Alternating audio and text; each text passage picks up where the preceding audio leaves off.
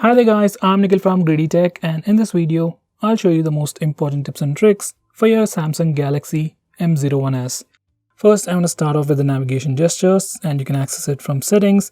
Just go to display settings, scroll down a bit and select navigation bar. From here, you can enable full screen gestures. Now to go home, you can swipe from the bottom of the screen. It takes you to home.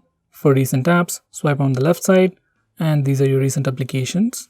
If you want to go back a step, you can swipe on the right side and it takes you back a step. For Google Assistant, just swipe and hold and it triggers Google Assistant. So that's Google Assistant. Alright, I'll respond to you. So these are the only gestures that we get on this phone. Next, we also have a dedicated dark mode on this phone, but Samsung calls it night mode, and you can access it from toggles or the display settings. Once again, just enable it and it changes the UI of the entire phone. Now this is your settings page and this is your app drawer. It has a black background now. And some of the stock applications also change the theme, like the phone dialer, messaging application.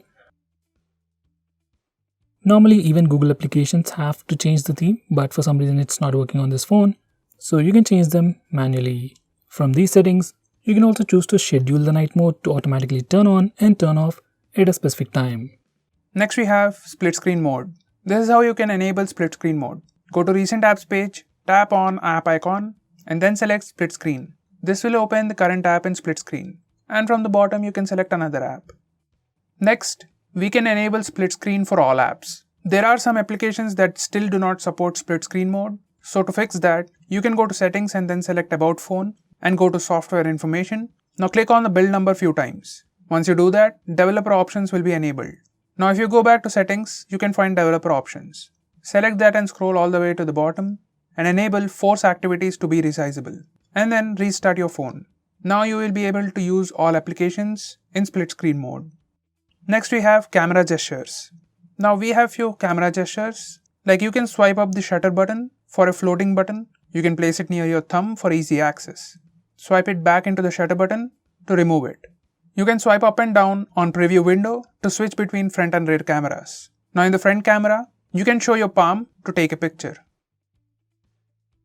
Next we have live wallpapers. You can use a video as a live wallpaper. You can also record a video and set it as the lock screen wallpaper. Here's a quick preview. Next we have finger sensor gesture. Once you enable finger sensor gesture, you can swipe down on the fingerprint sensor to pull down the notification panel. This works for most rear or side fingerprint scanners, but it won't work for in-display fingerprint scanner. Next we have screenshot. As with most phones, you can take the regular screenshot with the buttons. Just press the volume down and power button at the same time to take a screenshot. This works everywhere.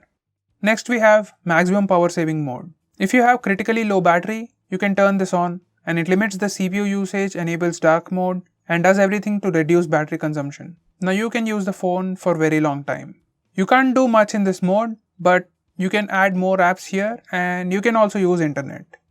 Next we have auto call recording. Once you enable this mode, all the calls will be automatically recorded on your phone. You can also select if you want to record all numbers or unsaved numbers or selected numbers.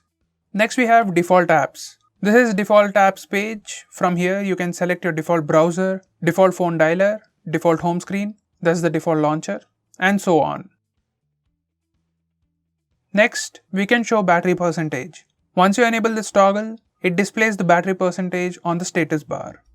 Next, we have quick settings. In notification panel, you can access quick settings for all these toggles.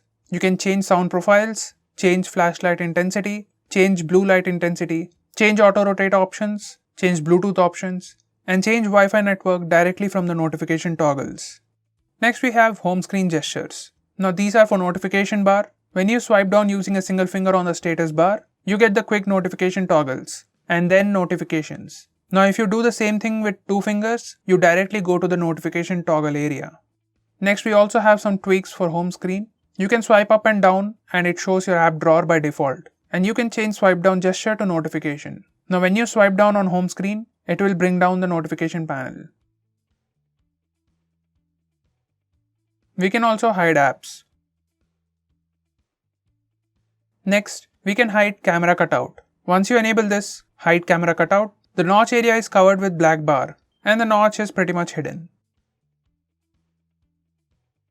Next we have swipe to call or send message. Once you enable this, in your phone dialer or contacts, you can swipe right on the contact to call them or swipe left on the contact to message them. This is the quick and easy way to take those actions. So guys, these are the most important tips and tricks for your Samsung phone. If I missed out on anything important, do let me know by commenting below this video. And if you're planning to buy this phone, use the link in the description. It always helps the channel. If you want us to make any specific video, tweet out to us with hashtag AskGreedyTech on Twitter and we'll try to make it as soon as possible. I'm Unknown from GreedyTech. Meet you in the next one.